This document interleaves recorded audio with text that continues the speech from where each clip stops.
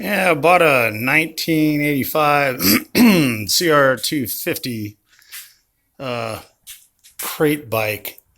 I guess that's the true sense of the word. From a guy who thought he was going to be the next YouTube sensation, doing a resto on a vintage bike. Till I think he found out that actually takes work, skill, money, know-how, and more than just watching a video. So I bought it from him for a couple $100. He had already bought a bunch of stuff: gasket kits, cylinders, new radiators, seat cover, all new plastics, bolt kit, blah blah blah. And then I picked up some critical items that were needed. He did get as far as putting the bars on though, so and the front and rear fender. So I guess that was the extent of his endeavor. Yeah.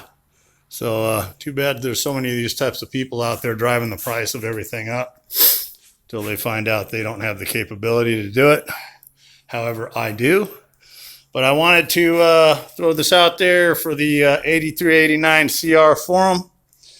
Over the next couple months, this will be not a full resto, but a good one. And I'll be racing this in the Arizona Vintage Series coming up. And I actually raced this exact bike in 1985. I was 21 years old, about ready to go pro when I blew out my right knee. But this exact bike I was racing back then, so it's kind of coming full circle for me now. I'm 57. 2 weeks ago, I had double knee replacement, and I'm walking around right now filming this, so that's nothing short of a miracle right there. But a couple months of PT coming up here, and I should be race ready in a few months, and the bike will be ready as well.